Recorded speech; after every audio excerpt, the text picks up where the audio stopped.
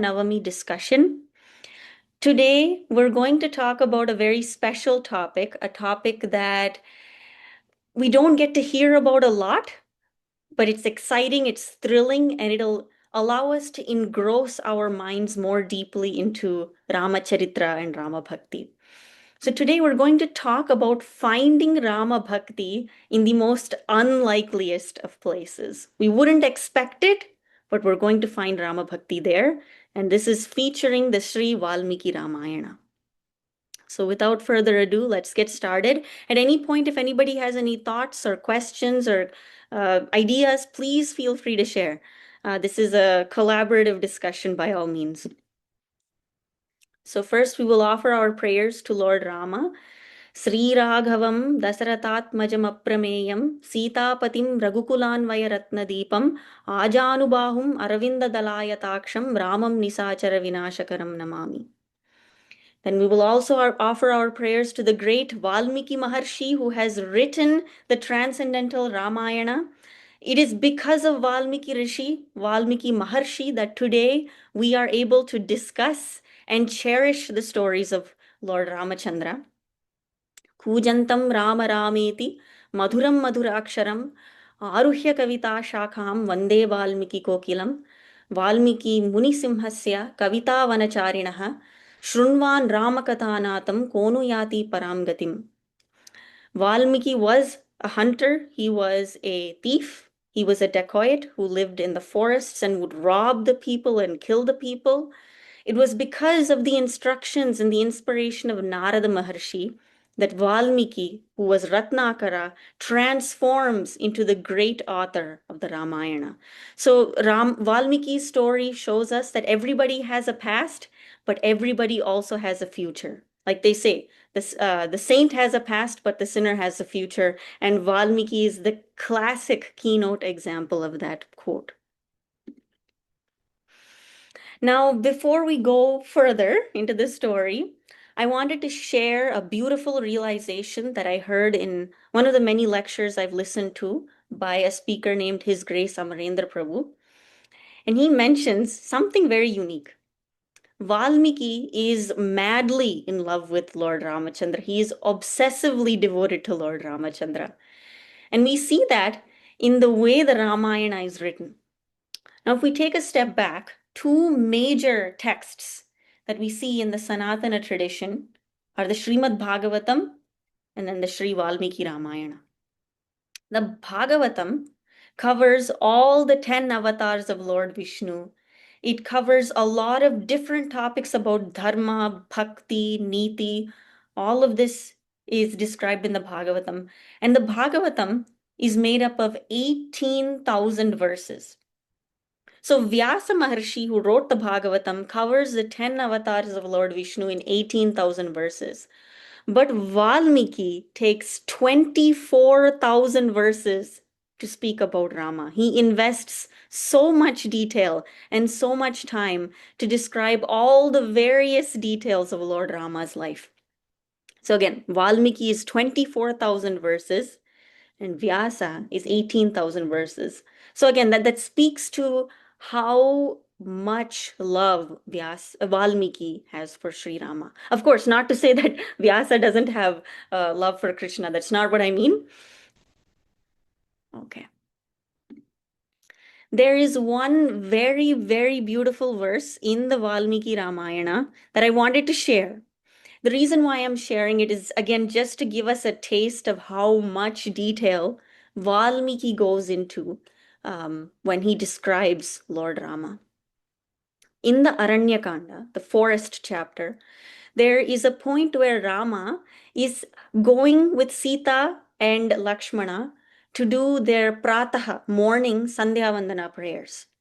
So it is described by Valmiki that sa kadachit prabhatayam sharvaryam raghunandanaha prayayav abhishekartam ramyam godavarim nadim. So Rama, early in the morning, goes to the most beautiful Godavari river to do his morning bath. Then, look at what Valmiki says. Kritabhishekas Sararaja Rama Sita Dvitiyas Sahalakshmanena Kritabhisheko Girirajaputrya Rudrasanandi Bhagavan Niveshaha. So all of us can honestly meditate on this beautiful scene in Valmiki's Ramayana. It is a normal day in the Aranyakanda. Early in the morning, the sun is slowly rising. The rays of the sun are dancing on the waves of the Godavari River. Rama, Sita, and Lakshmana are walking into the river. They are offering their morning prayers to the sun god and to the river. And then, as they are walking out after completing their bath, Abhishekam, Rama is walking out of the Godavari River.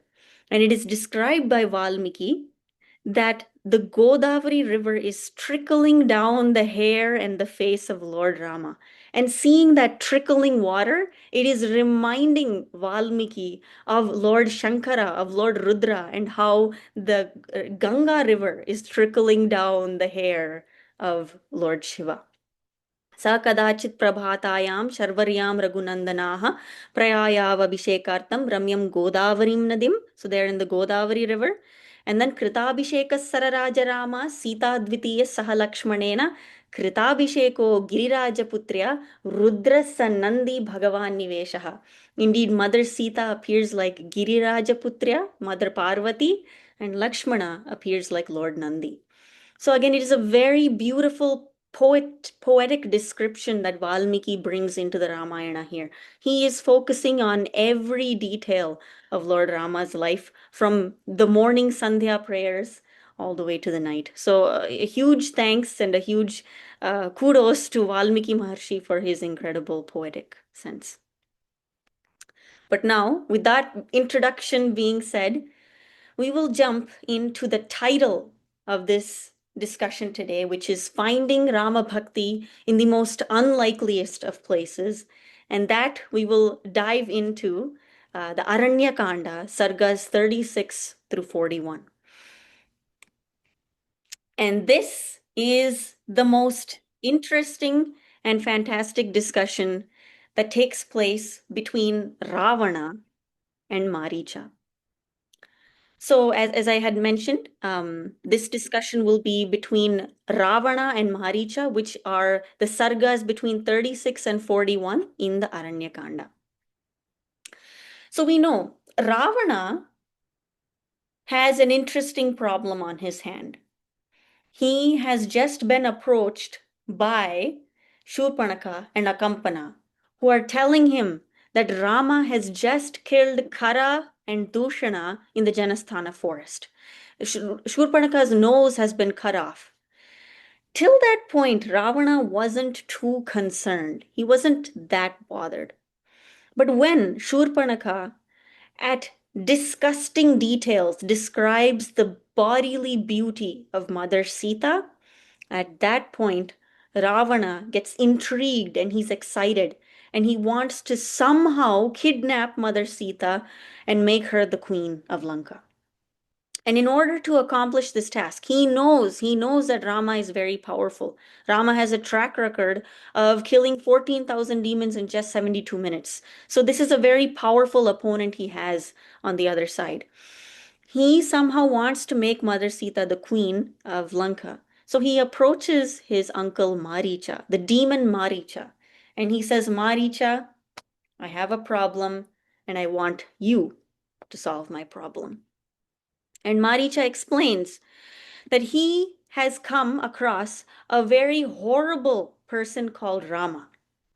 And in order to stop Rama, to kidnap Sita, he wants Maricha to become a deer, attract the attention of Mother Sita, and during that time, Ravana will kidnap Mother Sita in the absence of Rama and Lakshmana.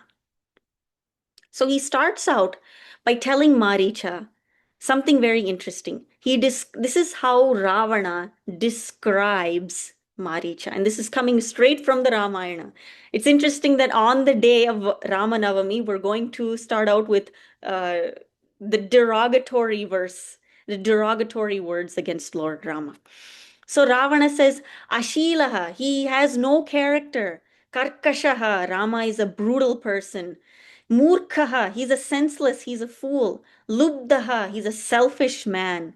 Ajita Indriyaha, Ajita means he has not been able to conquer his senses.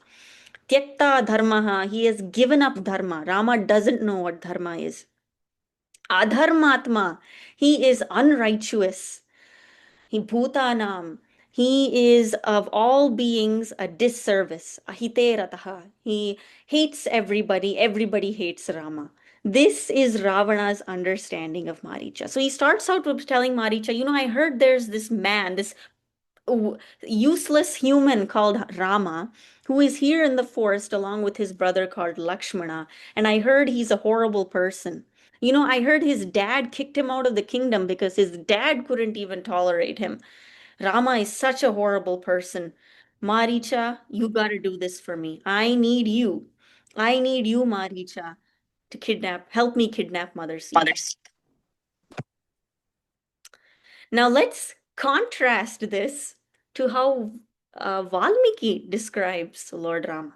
So as you can see, these are the adjectives, the words that Ravana uses to describe Lord Ramachandra. Ashilaha, Karkashaha, Murkhaha, Lubdaha, all these bad words.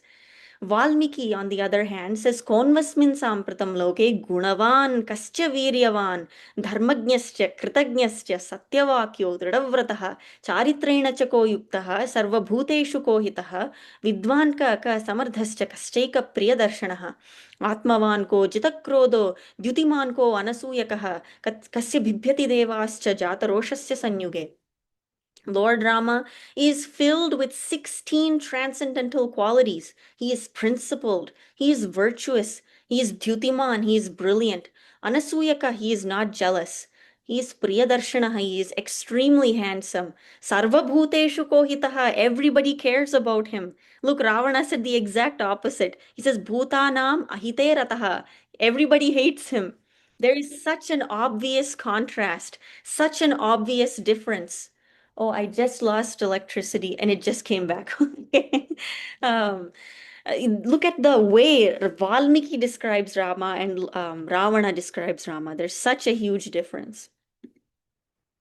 Sarvabhuteshu kohitaha vidvan ka samardhascha kascheka priyadarshanaha. So Rama is filled with the 16 transcendental qualities. So we are going to take Valmiki's side. Valmiki knows what he's talking about. Ravana has no idea what